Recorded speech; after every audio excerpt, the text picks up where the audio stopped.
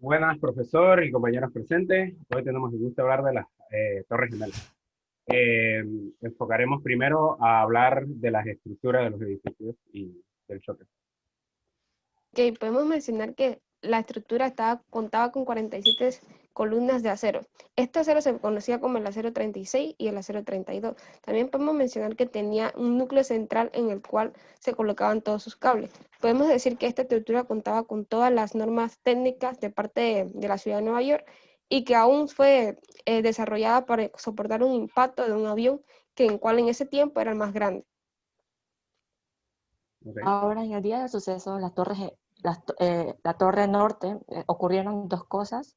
Y el primero fue que hubo una explosión que llegó a destruir las coberturas de antiincendios de las vigas y columnas. Y segundo, que las torres empezaron a resistir como 35 veces más que la carga permitida, pues.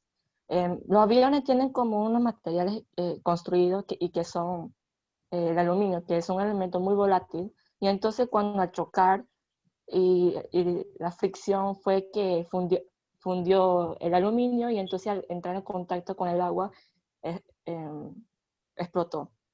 También el combustible de los aviones también fueron otras causas que hicieron la explosión de las torres y entonces el incendio que produjo se extendió tanto que las vigas empezaron a fundirse y entonces a doblar y por eso fue que se colapsó las torres.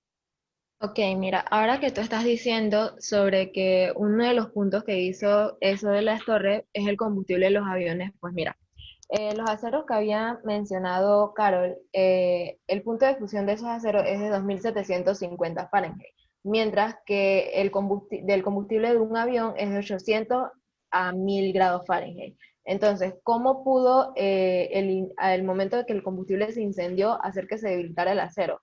Pues bueno, también hay que tomar en cuenta de que hubieron otros factores que se incendiaron junto con el combustible de dichos aviones y eso fue lo que provocó que las temperaturas se elevaran aún más y así lograr a que se debilitara el acero y poder desplomarse. A acompañamiento de eso, también encontré que al momento del choque, las vías tenían una cobertura de antiincendios. Entonces, cuando chocaron los aviones, esa cobertura se fue automáticamente, lo que permitió que se calentaran aún más rápido. Otro dato también es que en la torre norte, el avión chocó más simétrico al eje central. Por lo tanto, las cargas estuvieron más distribuidas y probablemente fue por eso que duró más en caerse. La torre norte duró casi 2 horas y la torre sur duró aproximadamente 1 hora. Pero esto fue porque en la torre sur el avión chocó más en la parte inferior derecha, o sea, más alejado del eje central, lo que probablemente perdió un poco más el equilibrio.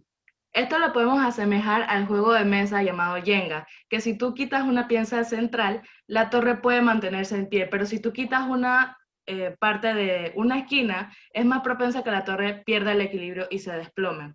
También debemos mencionar que la deformación por la temperatura que se produjo fue lo que causó que las torres se desplomaran hacia adentro y no hacia los lados.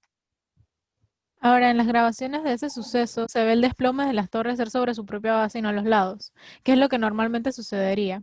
El primer plan nos dice que estas torres fueron bien construidas, pero estas torres también tenían un material tóxico llamado amianto, que causó que el humo que surgió de ese desplome causara fallas en los edificios y a su vez estuvo ese mismo humo, las partículas tóxicas quedaron sobre la ciudad por 2 semanas, teniendo un grave déficit en las personas de enfermedades respiratorias y también de enfermedades como el cáncer.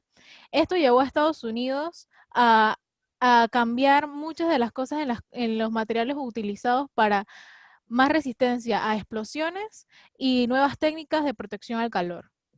Entonces, esta fue la perspectiva que tuvimos de la tragedia del 11 de septiembre de 2001. Muchas gracias.